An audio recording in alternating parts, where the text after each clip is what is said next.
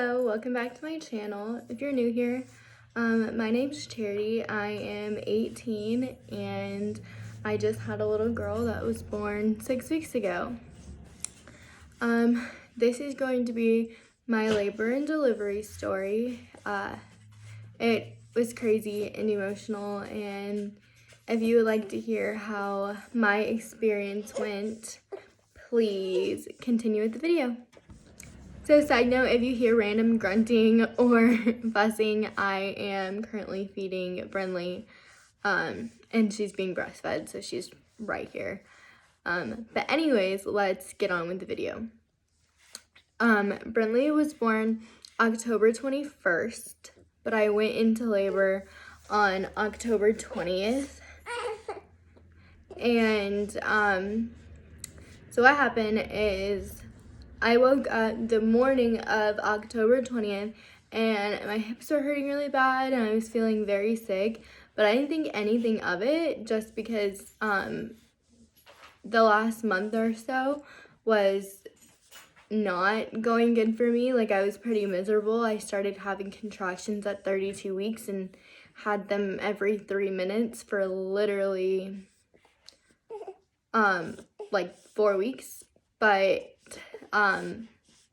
they weren't causing me to dilate or anything like that, so I kept getting sent home. But anyways, I woke up that morning not feeling well, and was like, whatever, it's fine, I can just,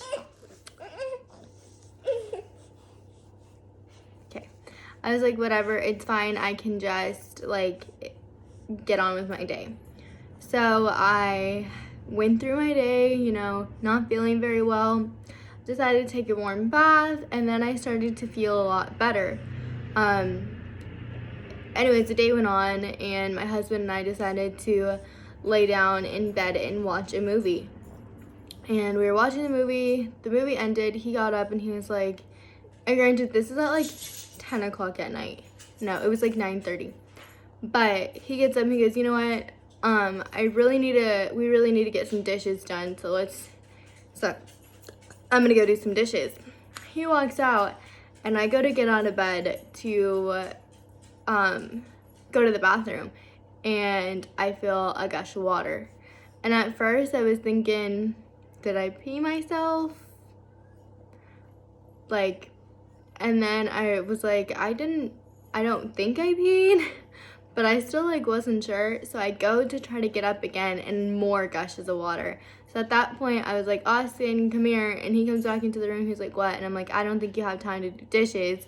He's like, what do you mean? I'm like, my water just broke. And he goes, are you serious? And I was like, yeah. And I was like in our bed too, so it was all over our bed, and yeah, fun. So at that point, he called his parents because his mom was one of the people in the room with me. So he called his parents and he was like, hey, Mom, Dad, just want to let you know we're going to be heading out to the hospital very soon. Charity's water broke. And she was like, oh, okay. So they live like 15 minutes out of town. So they were like, all right, I'm on my way. And then I called my brother because I had my dogs and stuff, so my brother was going to come watch them. So I called him and he was like, all right, we're on our way to your house where we can, you know, watch the dogs. And Austin was like, do I have time to take a shower?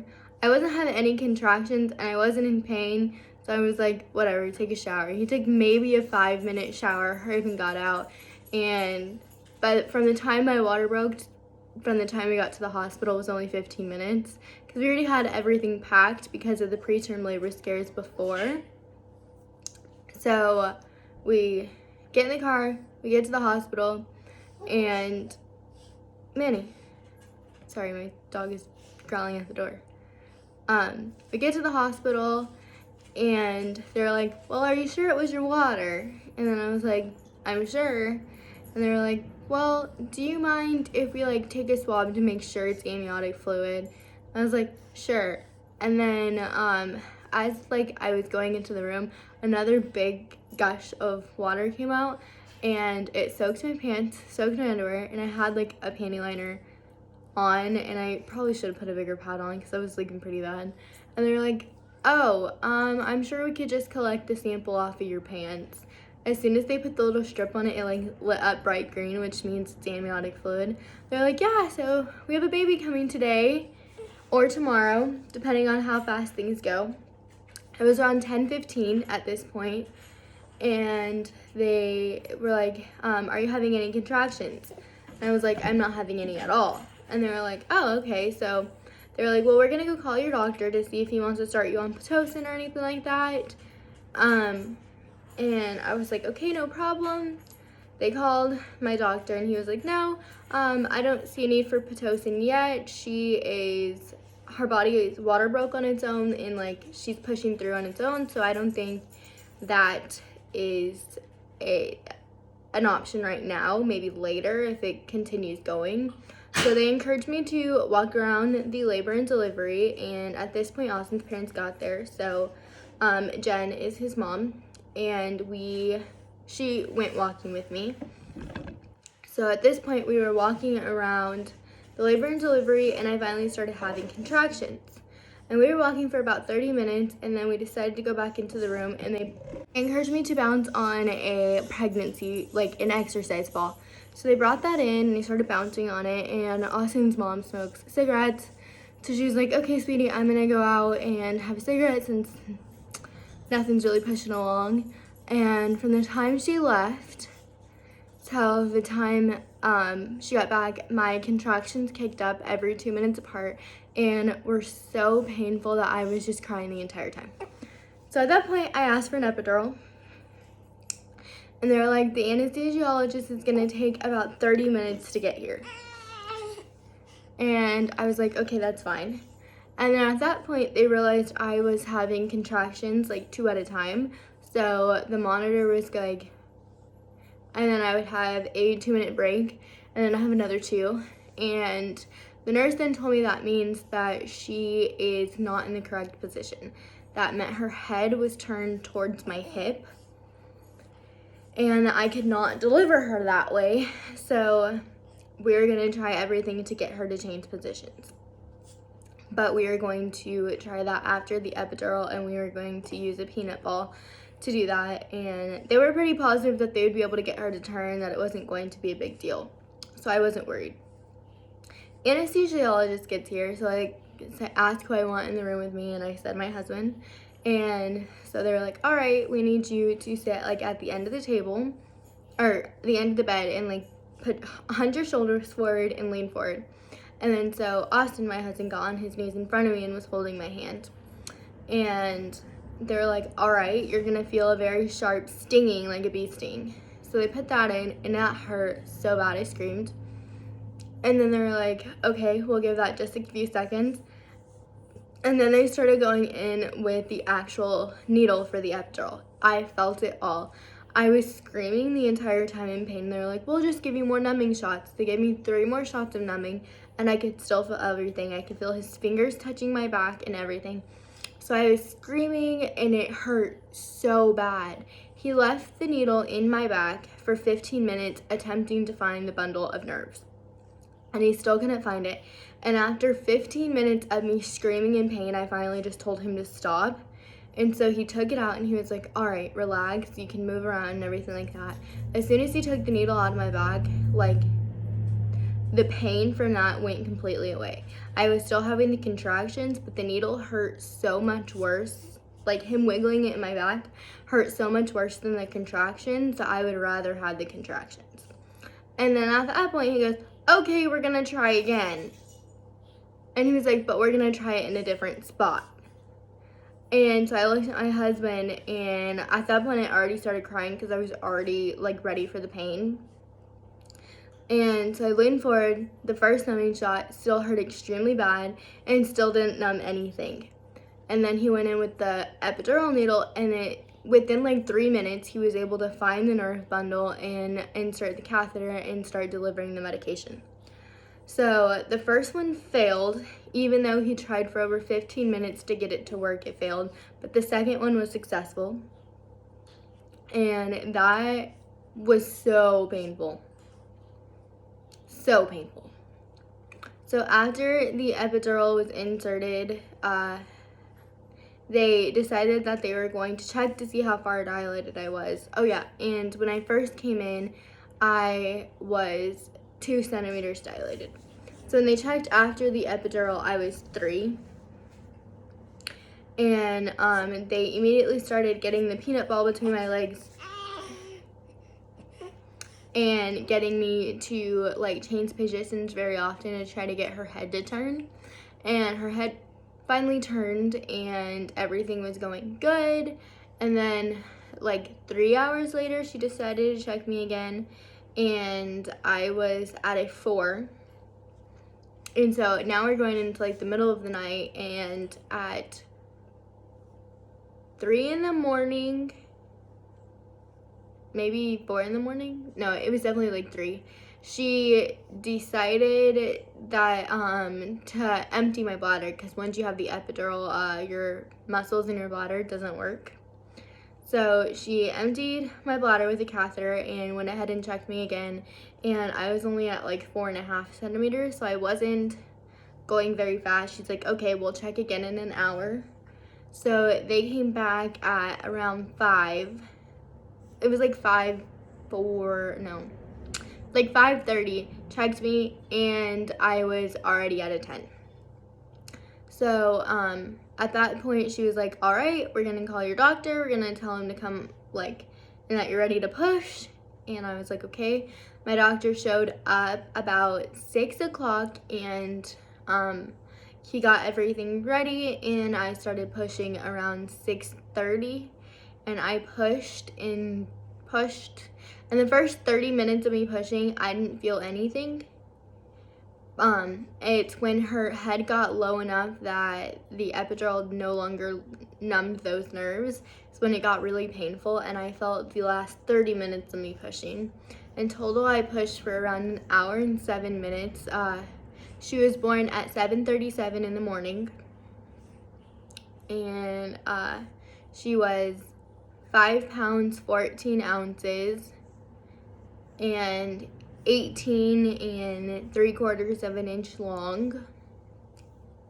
And they didn't measure her head in the hospital, but that's okay. And yeah, like I said, she was born on October 21st. And after that, I chose to do delayed cord clamping. So her umbilical cord was actually so short that they couldn't put her up on my chest. She had to sit on like my pelvic bone for the 2 minutes that I chose to do the delayed cord clamping. And when she came out, she started crying immediately. And because they like still like laid her head towards me so she could still look at me. As soon as she looked at me and I said, hello, baby, she stopped crying and grabbed my hand, and she held my finger, and I immediately then started blubbering like a little baby. And then my husband started crying. And after the 2 minutes, Austin, cut her umbilical cord, and they laid her on my chest, and I did 45 minutes of skin to skin before they like washed her off or anything. And then they washed her off, laid her, and put a diaper on her, and then Austin did another 30 minutes of skin to skin. And after that, like our family left to give us time to just spend with her. And I really lucked out because I did not tear at all. My recovery went extremely easy after they took the epidural and everything out. I was able to walk around with barely any pain within 30 to 45 minutes. My first pee was not painful. My first poop was pretty painful. But really, other than like cramps here and there that were just as bad as like period cramps, I really didn't have any pain after birth or anything like that. So because she was born at 36 weeks, they wanted to keep her for a few more days than they would have kept someone, like a child that was born at, 38 weeks. So we were there for almost 5 days. They let us go the night of the 4th day. So, yeah, she was perfectly healthy, and she had a little bit of jaundice, but not even to the point where they had to put her under lights. She was able to latch immediately for breastfeeding until my milk came in, and then latching got really difficult for her to the point where the hospital brought in nipple shields, and I have been using those ever since. It's how she latches, and it's what's good for her, so I don't mind. But other than that, I think that's it. But yeah, I have to say, for the most part, I really lucked out. My labor and delivery went extremely easy. It was like 11 and a half hours, but for most of it, I had the epidural and was able to nap on and off, so I wasn't in pain really at all, except for getting the epidural and for the last 30 minutes of pushing. Other than that, things went really well. Yeah. I think that's all for this video. If you guys have any questions, please leave them down below. If you want to follow along more closely, I update my Instagram more often than YouTube, but I plan on getting into a schedule on YouTube once a week at least. I might start vlogging just our day here and there. So you can follow my Instagram. It's charity_row0321. And yeah, that's it for this video. See you next time. Bye.